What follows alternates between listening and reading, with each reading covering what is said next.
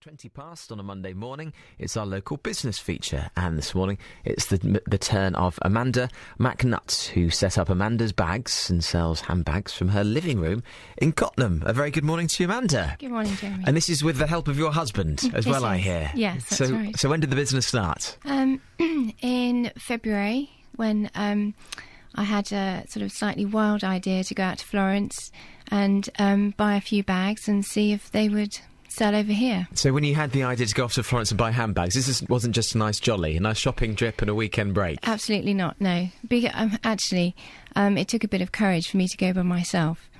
I used to travel a lot, but I think as you get older, you get a bit more sort of cautious and comfortable.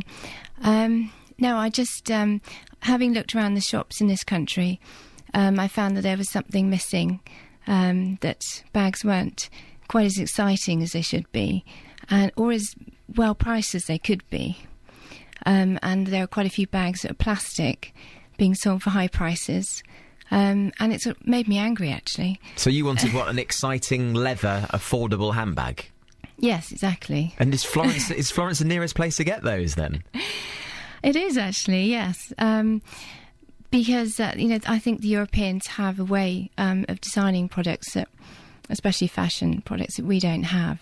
I think there's sort of generally tends, in my opinion, humble opinion, sort of an edge missing. A lot of handbags I've seen in this country are sort of slightly dull, to be honest. And Florence is well known for its leather production. And I've been there before to the market.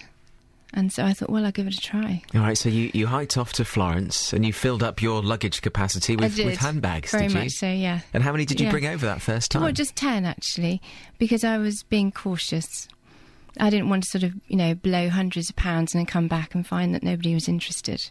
But that was enough to start a business from your living room, then, in essence, was it? Well, yes, actually, I have to say, probably more like my mother's living room, because she hosted a party for me, invited lots of friends, and all but two sold. And is that how you do it then? Do you arrange sort of handbag parties and yes, have parties, a room full of people? Yes, or there's a little shop in Cottenham that has a few of my bags. So I turn up at fairs and have a stall. That's how I'm going at the moment. Yeah. And why do this? What sort of point in your life did you find yourself that you thought, I fancy giving this a go? I'd spent so long looking for a part-time job that was really part-time and not sort of semi-full-time, as a lot of jobs are, and I hadn't been successful. I had a job for a while and it finished. I thought there must be something I can do, something more interesting, and this is, so much more exciting than sitting behind a desk and, typing or answering telephone, I have to say. But it was that started me, because it was so hard to find a job. And find a job that you could work around your family commitments as well, was it? Is that the... Yes, that's why. Of course, yeah, so that I could be there for the children. So with your husband's help, you can run this business with small children running around your ankles at the same time? Absolutely, easily, yes. I can go out in the evening, or I go during the day somewhere. It's no problem at all. And I'm not sure I'm the best person or best placed person to really describe handbags. I have to confess, I've done a lot of handbag shopping, or witnessed a lot of handbag shopping, because like most women, my wife absolutely adores them. But just pass me over a couple. This one caught my eye in particular. So what is it? This is a lovely red leather. This is real leather. Yes, handbag. Absolutely, is yes. It quite thin, made in thin straps? With it looks like a little... Yes, this bit looks like a cat collar chain. Straps in the nicest possible... Well, like a cat lead. I told you I'm not the best person to do... the best cat lead that the money can buy. But a very stylish red leather handbag, thin straps, nice silver buckles, nice bit of zip action here. It's the colours that really attracted me, because I first found somebody in Bath selling these, and he said, I found a supplier in Florence, and that's what sort of set me off with the idea, I guess, initially, over a year ago. And when I walked into his shop, it was just full of all these colours, yellows and oranges and pinks and blues, and it was just gorgeous. And I think often when you go into a shop, you just see brown.